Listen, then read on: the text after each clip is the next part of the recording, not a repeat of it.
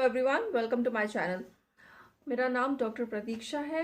मैं एक फिजियोथेरेपिस्ट हूँ। मैं अपने पिछले लेक्चर में ये चीज़ मेंशन कर चुकी हूँ। आज हमारा सेकंड लेक्चर है जिसमें हम पढ़ेंगे प्लेन्स के बारे में। हमारी बॉडी जो है वो एक 3D स्ट्रक्चर है। 3D वर्ड का मतलब क्या होता है? 3 डायमेंशंस। 3 डायमेंशन मतलब front, back, upper, lower, right and left.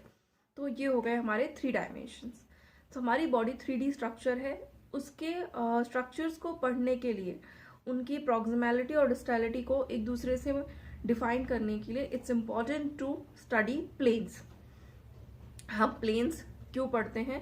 ताकि आप बॉडी को अच्छे से समझ सकें, ये समझ सकें कि कौन सा स्ट्रक्चर किसके ज़्यादा पास में है और कौन सा स्ट्रक्चर उससे दूर है।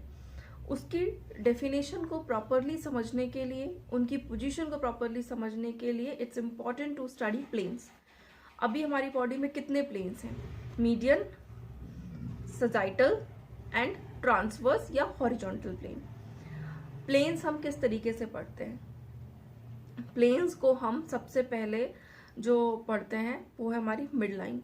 वो समझना ज़रूरी है। मिड लाइन का मतलब होता है एक लाइन जो आपके इस तरीके से डिफाइन होती है, मतलब आपकी बॉडी के सेंटर से जाती है और आपकी बॉडी को 2 पार्ट्स में डिवाइड करती है। इसी तरीके से आपकी बॉडी के साइड के इधर से बीच से अगर एक लाइन निकले और बॉडी को 2 सेक्शंस में डिवाइड कर दे। उसके बाद में नेवल के लेवल पे, जहाँ पे आपकी नाभि होती है, उस लेवल पे अगर कोई लाइन हम खींचते हैं और वो लाइन आपकी बॉडी को 2 पार्ट्स में डिवाइड करती है। सो ये सारे आपके प्लेन्स हैं। हम इंडिविजुअली पढ़ेंगे। फर्स्ट आता है आपका मीडियन प्लेन। मीडियन प्लेन क्या होता है? आपकी बॉडी को 2 पार्ट्स में डिवाइड करता है। मिड लाइन से एक लाइन ड्रॉ होगी, कट होगी, डिसेक्ट करेगी बॉडी को, एंड बॉडी के 2 पार्ट्स बनेंगे, राइट एंड लेफ्ट। तो ये होता है आपका mid line, median plane. Then आता है आपका second, sagittal plane. Sagittal plane क्या होता है? आपकी जो ईयर वाला लेवल है, यहाँ से एक लाइन यहाँ से डिसेक्ट होगी और वो आपकी बॉडी को 2 पार्ट्स में डिवाइड करेगी, इंटीरियर एंड पोस्टीरियर।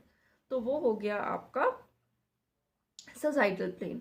थर्ड आता है आपका ट्रांसवर्स या हॉरिजॉन्टल प्लेन। ट्रांसवर्स मतलब आपके ग्राउंड के पैरेलल है कुछ भी।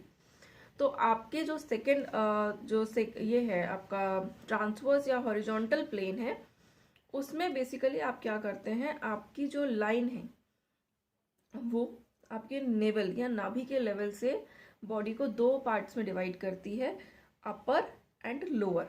तो बॉडी 2 हिस्सों में डिवाइड हो गई। तो ये आपके प्लेन्स हैं। इसके साथ साथ आपके जो प्लेन्स हैं उनके साथ साथ आपकी कुछ लेटरलिटीज होती हैं, टर्म्स हैं कुछ एनाटमी के, जिनके बारे में एनाटमी पढ़ने से पहले आपके लिए बहुत इंपॉर्टेंट है कि आप वो टर्म्स पढ़ें। फर्स्ट आता है एंटीरियर एंड पोस्टीरियर। एंटीरियर मतलब आगे की तरफ का हिस्सा, पोस्टीरियर मतलब पीछे की तरफ का हिस्सा। सेकेंड टर्म्स आते हैं सुपीरियर, इंफीरियर। नाम से ही समझ में आ रहा है इनके। सुपीरियर मतलब ऊपर, इंफीरियर मतलब नीचे। Medial, literal. मीडियल मतलब मिडल में आ रहा है। मैंने आपको प्लेन्स में बताया कि मिड लाइन यहाँ से आती है। तो कोई भी चीज़ जो मिड लाइन की तरफ है वो आपकी मीडियल है। जो चीज़ मिड लाइन से दूर है वो आपकी लेटरल है। देन आता है आपका वेंट्रल एंड डॉर्सल। डॉर्सा वर्ड का मतलब होता है बैक और उसका ऑपोजिट है वेंट्रल। आप हमेशा याद रखें, डॉर्सल मतलब बैक साइड, वेंट्रल मतलब फ्रंट साइड। अब जैसे ये मेरा पामर या वेंटर साइड है, ये मेरा डॉर्सल साइड है, ठीक है। उसके बाद another term comes which is caudal और आपका क्रेनियल।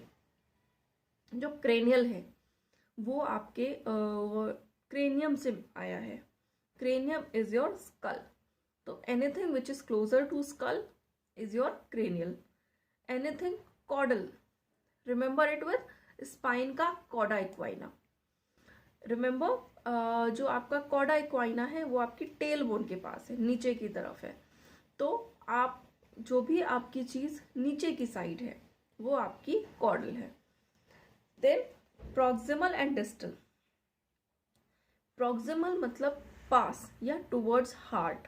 डिस्टल मतलब दूर, कोई भी चीज जो आपके मिड लाइन के पास में है या हार्ट के पास में है, दैट्स योर प्रॉक्सिमल। डिस्टल जो भी उससे दूर है। अभी हम बात करते हैं, मैं आपको कुछ एग्जाम्पल बताती हूँ प्रॉक्सिमल एंड डिस्टल के। मेरा जो शोल्डर है, मेरे रिस्ट के रेफरेंस में अगर मैं बात करूँ तो शोल्डर प्रॉक्सिमल है एंड मेरी रिस्ट डिस्टल है। क्योंकि अगर मैं ऐसे दिखाती हूँ आपको, तो यहाँ से ये मेरा हार्ट के ज़्यादा पास में है, रिस्ट मेरे हार्ट से दूर है। सो ये हमारा हो गया प्रॉक्सिमल एंड डिस्टल का कॉन्सेप्ट। अभी लेटरलिटी मतलब कितना एरिया इन्वॉल्व है, उसके लिए ज़रूरी है कि आप लेटरलिटी को समझें। लेटरलिटी क्या है आपका, चार है। यूनिलेटरल मतलब सिंगल स्ट्रक्चर इन्वॉल्व है। मैं अपने रेफरेंस में बात करूं तो मेरा लेफ्ट हैंड पेनफुल है, सो दैट्स मुझे यूनिलेटरली लेफ्ट साइड पेन है। या तो वो लेफ्ट हैंड है या मेरा लेफ्ट लेग है, कोई भी एक स्ट्रक्चर है, या राइट हैंड या राइट लेग हो सकता है। देन बाइलेटरल, जब बाइलेटरल की बात करते हैं तो ऑलवेज रिमेंबर ये सिमेट्री की बात हो रही है, या तो दोनों हाथ होंगे या तो दोनों पैर होंगे, तो वो होगा मुझे बाइलेटरली अपर लिम्ब पेन है या बाइलेटरली लोअर लिम्ब पेन है। Then third comes ipsilateral. Ipsi word जहां पर भी होता है उसका मतलब होता है, इप्सी वर्ड का मतलब होता है सेम साइड। सो इप्सीलेटरल का मतलब होता है मुझे हाफ बॉडी में पेन है। हाफ बॉडी मेरी राइट हो सकती है या लेफ्ट हो सकती है, मतलब मुझे right hand and right leg में पेन है या मेरे लेफ्ट हैंड और लेफ्ट लेग में पेन है। Third comes contralateral. Contra word जहां पर भी आप सुनेंगे वहां पर उसका मतलब होता है ऑपोजिट। ऑपोजिट मतलब क्रॉस सेक्शन की बात हो रही है, मतलब या तो मुझे right hand and left leg में पेन है, या फिर मेरे left hand and right leg में पेन है। सो इस तरीके से हम क्रॉस में बात कर रहे हैं। ये होते हैं बेसिकली हमारी लेटरलिटी, जिसको आपको इसलिए समझना जरूरी है कि कौन से स्ट्रक्चर यूनिलेटरल है, कौन से स्ट्रक्चर बाइलेटरल है, एंड सो ऑन। एनाटॉमी पढ़ने के लिए it's very important. Hope you guys have understood everything. अगर कुछ है जो नहीं समझ में आया है, so please let me know on the comment section. I will try to cover that topic as well. Thank you so much. Hope you all are doing good and take care. Thank you so much.